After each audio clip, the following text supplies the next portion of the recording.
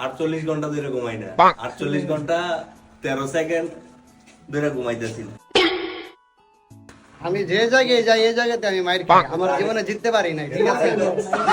আমার লস হয় শুধু।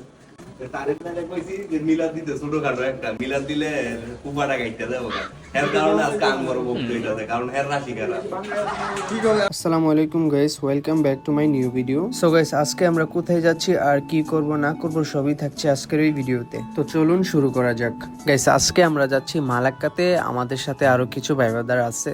তো তাদের সবাইকে নিয়ে সকাল সকাল বের হয়ে গেলাম মালাক্কার উদ্দেশ্যে। তারপর স্বপ্নিল ভাইয়া গাড়ি নিয়ে চলে আসলো, আমরাও বিসমিল্লাহ বলে গাড়িতে উঠে পড়লাম। তারপর সবাই যার যার পজিশন মতো বসে পড়লো। তারপর আমরা সবাই চেক করলাম আমাদের সবকিছু ঠিকঠাক আছে কিনা। তো ফাইনালি আমরা রওনা দিয়ে দিলাম। তখন সময় ছিল ভোর সকাল 6:22। ওই যে দেখতেছেন টোল দিতেছে গাড়িটা, ওইটাও আমাদের গাড়ি। আমরা টোটাল 2টা গাড়ি যাচ্ছি, তো ওইটাতে রাইড করতেছে উমর ভাই। টোল দেওয়া শেষ করে আমরা উঠে গেলাম হাইওয়েতে। গাইস, এই হাইওয়ের একটি ইন্টারেস্টিং ব্যাপার হচ্ছে কি জানেন, এই রাস্তাটা হচ্ছে 110 কিলোমিটার। এই 110 কিলোমিটার রাস্তার মধ্যে অন্য আর কোনো রাস্তা জয়েন করা নেই, এটা একদম সোজা 110 কিলোমিটার।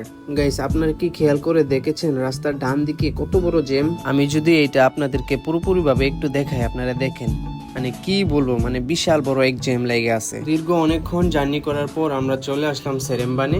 আর এইদিকে তাদের অবস্থা দেখেন, তারা এই যে ঘুম দিল, ঘুম থেকে মনে হয় যে উঠবেই না। আমি যদি তাদেরকে একটু ভালোভাবে দেখাই, আপনারা দেখেন, মানে কি বলবো, তারা মনে হয় 200 বছর ধরে ঘুমায় না। কিছুক্ষণ যাওয়ার পরে নামলো সেই বৃষ্টির কারণে কিছুই দেখা যাচ্ছিল না। তখন সময় প্রায় সকাল 8টা বাজতেছিল। আর এইদিকে তো তাদের ঘুমই শেষ হয় না। আমি যদি তাদেরকে একটু দেখাই, আপনারা দেখেন, মানে পুরোটা রাস্তায় তারা ঘুমাইতে ঘুমাইতে আসলো।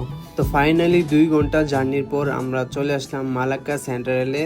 আর আজকে এই মালাক্কা সিটির সুন্দর সুন্দর জায়গাগুলো আমরা ভিজিট করব আর আপনাদেরকে দেখাবো। তো রায়হান ভাই বলতেছিল আমরা এখন কোথাও না গিয়ে ফার্স্টে খাওয়া দাওয়া করে আসি। তো পরে আর কি, যেই কথা সেই কাজ, আমরা চলে গেলাম খাওয়া দাওয়া করার জন্য। পরে আমরা সবাই খাওয়া দাওয়া শেষ করে একসাথে বের হয়ে গেলাম। পরে আমরা সবাই বের হয়ে গেলাম হোটেল খোঁজার জন্য।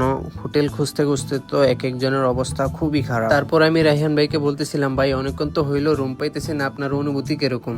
পরে উনি বলতেছে দীর্ঘ 48 ঘন্টা ধরে নাকি উনি ঘুমায় না, তার মধ্যে এই বেড বাস খাইতেছি, মানে খুবই বাজে একটা অবস্থা। তারপর আবার জিজ্ঞেস করলাম তারেক ভাইকে যে ভাই আপনার অনুভূতি কিরকম? পরে ভাই বলতেছে আমি যেখানেই যাই আমি শুধু মাইর খাই, শুধু লস খাই। পরে মামারে জিজ্ঞেস করলাম যে মামা আপনার অনুভূতি কিরকম? তো মামা পরে বলতেছিল মামার অনুভূতি নাকি একদম বাজে। মামা এই প্যারাটা আর নিতে পারতেছে না, মামার জন্য নাকি তাড়াতাড়ি হোটেল ম্যানেজ করতে। তো অনেকক্ষণ পরে সোহাগ একটা হোটেল ম্যানেজ করছিল, আর ওইখানে আমরা অনেকক্ষণ রেস্ট করলাম। রেস্ট করার পরে আবার আমরা বের হয়ে গেলাম নতুন আর একটি জায়গায় ভিজিট করার জন্য। আমি যদি জায়গাটা আপনাদের একটু দেখাই, মানে আপনারা দেখেন, মানে কি বলবো, মানে অসাধারণ একটা ভিউ দেখা যায় এখান থেকে। আর এখানে পানি অনেক কমে গেছে, পানি যদি অনেক বেশি হয় তাহলে এই জায়গাটা অনেক সুন্দর দেখা যায়। পানি আগের তুলনায় অনেক কমে গেছে। আর এই সেই মসজিদ, যেই মসজিদটা দেখার জন্য আমরা 160 কিলোমিটার পাড়ি দিয়ে এসেছি। পানি নাকি অনেক কমে গেছিল, যার কারণে আমাদের নিচে নামতে হয়েছিল। আসলে উপর থেকে ভিউটা খুব একটা ভালো দেখা যায়, আর নিচ থেকে কিরকম লাগছে আপনারা তো দেখতেই পাচ্ছেন। পরে এখানে সবাই ছবি টবি তুললো, আমরাও 2-1টা ছবি টবি উঠাই নিলাম। পরে সবাই আমরা চলে গেলাম নতুন আরেকটি জায়গায় ভিজিট করার জন্য। তো এইখানে আসতে না আসতে ওমর ভাই শুরু করে দিল আরেক পাগলামি। উনি নাকি হুইলি দিবে, হুইলি দিতে দিতে ওনার চাকাই ক্ষয় করে ফেলছে উনি। তো যাই হোক, আমি যদি আপনাদেরকে জায়গাটা একটু দেখাই, আপনারা দেখেন, মানে এইখানকার জায়গাটা মানে খুবই ভালো লাগছিল আমার কাছে। বিশেষ করে এখানের বাতাসটা খুবই অসাধারণ ছিল। তারপর সব ভাই ব্রাদার মিলে একসাথে একটু ভিডিও করে নিলাম। আর গাইস, এই দৃশ্যটা আমার কাছে খুবই ভালো লাগছিল, মানে কি বলবো। আর একটা ইন্টারেস্টিং ব্যাপার হচ্ছে ওনার বাসা নাকি বাংলাদেশে। তো এইখানকার ভিউটা আমার কাছে খুবই ভালো লাগছিল, তাই আমিও গরিবের শাহরুখ খানের মতো একটু ভাব নিলাম। তো ঘোরাঘুরি শেষ করে সবার গলা নাকি একদম শুকিয়ে গেছে, ওরা নাকি এখন ডাব খাবে। তো চলে গেলাম সবাই ডাব খেতে। তো উনি একজন একজন করে সবাইকে ডাব কাইটে দিতেছিল। সবার নেওয়া শেষ, আমিও আমারটা হাতে নিয়ে নিলাম। তো সবাই এখন রিল্যাক্স মোডে ডাব খাচ্ছে, কারণ ঘোরাঘুরি করে সবাই অনেক ক্লান্ত। এখন আমরা সবাই চলে যাচ্ছি নতুন আরেকটি জায়গায় ভিজিট করার জন্য। এই জায়গাটি আমার কাছে অসম্ভব সুন্দর লেগেছে। চলুন আপনাদেরকেও একটু সিনেমাটিক শুট নিয়ে দেখাই।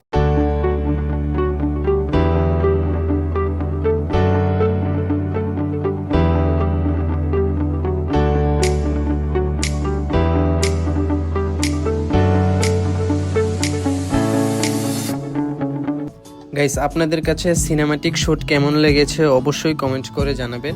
আর আমরা এখন চলে যাচ্ছি পাহাড়ের উপরে। সিঁড়ি দিয়ে উঠতে উঠতে তো এক একজনের অবস্থা খুবই খারাপ, তারপরও সবাই কষ্ট করে উঠতেছি কারণ ওইখান থেকে নাকি সুন্দর একটা ভিউ দেখা যায়। আর উঠেই সর্বপ্রথম ওইখানে একটা মূর্তি দেখতে পেলাম, মূর্তিটা খুবই সুন্দর ছিল। তো সবাই কষ্ট করে উঠছিলাম, রাতের অন্ধকারের কারণে কিছুই দেখা যাচ্ছিল না, তাই দুঃখ বড় ক্লান্ত মন নিয়ে আমরা সাথে সাথেই নেমে যাচ্ছি।